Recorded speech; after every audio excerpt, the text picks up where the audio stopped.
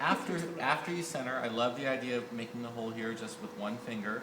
Support your finger when you do that, okay? Yeah. So if you're using your right fingertip to make the hole, hold on to it with your left hand so that this can be completely stable, okay? Make the initial hole, and then to continue drilling on down, the only thing I might disagree with is going as fast as you can. I think it's really important to go slowly here.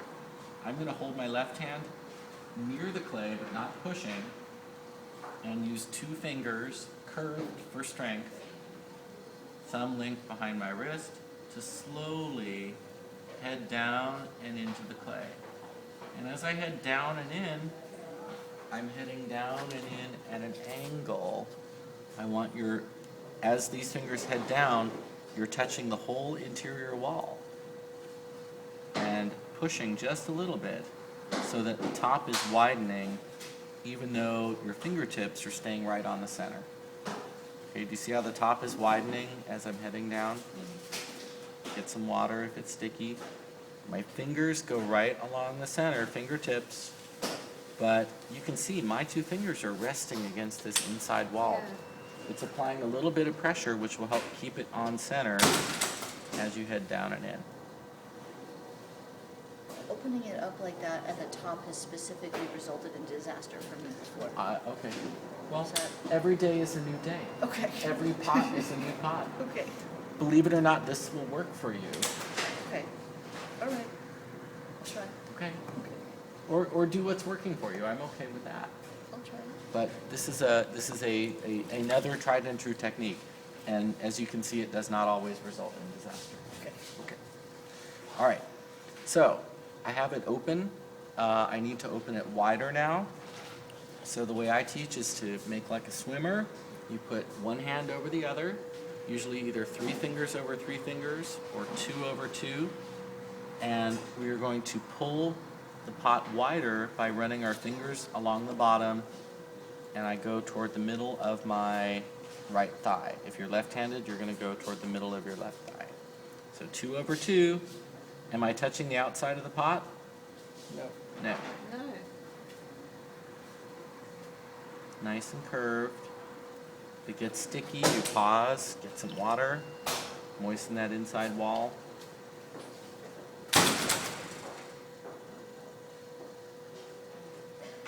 Still getting sticky for me. Just add a little water. And I'm going fairly slowly until I have a bottom of a pot. Okay?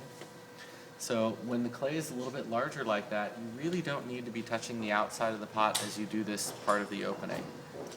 If the clay is on center, it'll just slowly open for you on center. Is that just because there's a thick enough There's layer of so clay to much support clay. yourself? Yeah, it's resisting as I do this. With a smaller piece, you have to really work to go slowly, otherwise right open and then going around. Okay. So after opening, we compress the bottom. I'm going to slow my wheel a little bit here.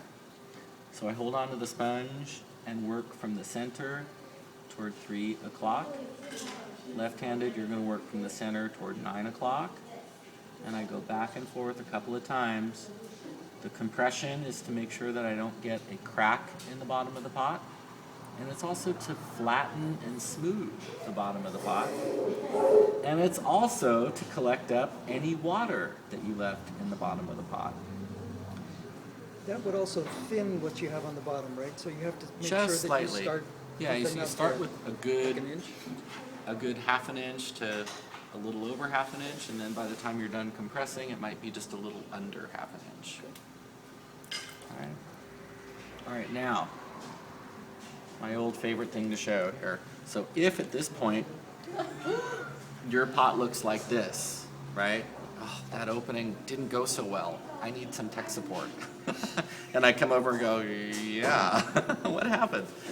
So you can get the pot back on center by gripping it like a big donut, okay? So you use the insides of your hands working together. You start with your palm and thumb, and you slowly lean into the clay, and then grip down and stay in one spot. Okay? And this is a good technique, even if the pot's not that off center, to compress the clay before you pull. Okay? And the thumb does a really nice job underneath of just pushing a little bit and collecting up that clay and making your wall nice and blocky so that when you're pulling, it's ready to go. Okay? So that's something to try. If your pot is off, just take a couple of minutes and gently start gripping it and then push progressively harder and harder until it compresses into the shape that you want. Okay, so let's start pulling. So to start a pull, Dan's throwing refresher, I'm going to use 2 fingers on the inside, leaning against the wall at 3 o'clock. I use my sponge on the outside, and I link my left hand to my right hand. And most of my work is going to happen with the outside hand pushing. So big, blunt sponge pressure all the way at the bottom of the pot. I'm going to press in slightly with my sponge. Did you see me push in? Yes. And then slowly move that sponge up the side. My inside hand doesn't need to move anywhere. It just needs to provide a little resistance so that I can push this clay upward and maybe inward. And then I do that again. And get some moisture on there. Press 2 fingers against the inside wall. Push in at the bottom a little bit, and then start moving that sponge slowly up the side.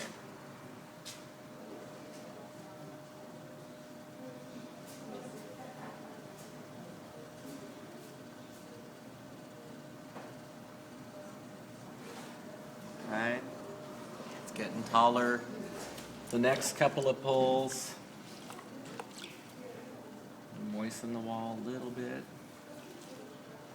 I start every next pull by digging a little groove first. Got to use up that clay. And then moisten it, and I have to apply some pressure from the inside, match them up. Remember, when you're pulling, these have to line up on the inside and the outside. If this one's up here and this one's down here, that's no good. If they're like this, that's no good. They have to really line up, otherwise the clay is torquing this way and that. So, one trick I use, if you're not sure where your fingers are, you can try pulling with just the sides of your index fingers, like this. And it's much easier to see because you can line up your knuckles. And even if you can't see your fingertips, you can tell whether this one is ahead or behind. I start down here.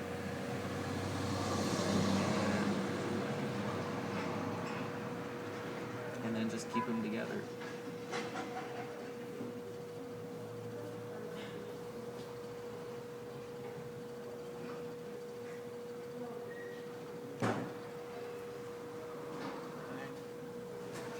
All right, so how to make the cookie jar. I'm going to do one more pull, and then we're going to move on. If it's starting to get a little too wide for you, a quick note on collaring. We can get the sides of the pot wet. Speed up your wheel a little bit, and then wrap your hands around the pot, and just bring it back in as you're coming up. That will help reposition the clay. It gets a little taller, it angles inward. You can do it twice. Start at the bottom, wrap your hands around, bring it up and in, and then you can come back and pull some more. Collar to go taller rule. Yours are not going to be as high, but I'm going to try and get some of this clay up.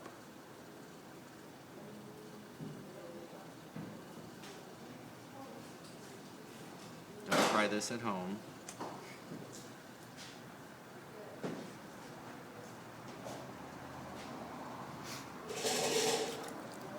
Alright, so how to make a basic lid. So I'm going to skip with the shaping because I think whatever shape you get today, if you do this with 3-4 pounds, we're happy with. I know Lokesh, you asked about shaping earlier, but let's do the basics since we don't want to overwhelm you with too many things. The only thing I do like to do before is I usually we'll rib the side of a piece to sort of take out the throwing lines and compress. And what I'm doing is lining up my rib here with the side of the wall. It doesn't go straight on, it goes at an angle. And I just press outward from the inside and slowly walk my finger up the side. You can see where it's pressing out, right? And then I'll move the rib along too. And just smooth out the wall. Okay. So if the top of the pot is a little bit uneven, this would be the point where we could take a trim tool and level the top. Have you guys seen that? Okay. Borrow the tool over there. Support the needle on your thumb. Hold the lip of the pot and then slide the needle on through at an angle. You want to really keep your thumb nice and stable so that the cut is level. When it's all the way through, we lift. When you said at an angle, what are you referring to? Well, It's if not you parallel cut to the straight floor, or- on, it ends up Okay. being a lot of drag on the pot, and Okay. sometimes it'll torque and you'll have a hard time keeping the Okay. needle level. So instead, we say cut at a slight angle to the Oh, okay. piece, like this. Yep. So if I'm left-handed, I'm doing it this way. Yeah, okay. Right-handed, I go this way. And then the cuticle, it's sort of like shooting pool.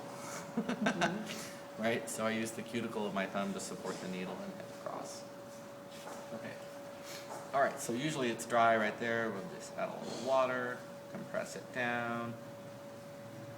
And now we'll show you how to make the top. So, Vince, go ahead and, or Susan, either one of you take the lid off the top of that guy. Great. And let's just take a look. You can put the lid down. We'll take a look at the pot first. So what do you notice about the top of this? Is it straight? Is it angled out? Is it angled in? It's like out and then out. Well, it's angled in and then it comes out, so you have a lip there for a lid Yeah. to sit on. So it's pretty much angled out and then it kind of comes up at the very end. So it's almost half U-shaped, the top. And that U shape, or the half of it anyway, is where the lid's going to sit. So we have to angle the top of our pot out and make that same channel in there for a lid to sit.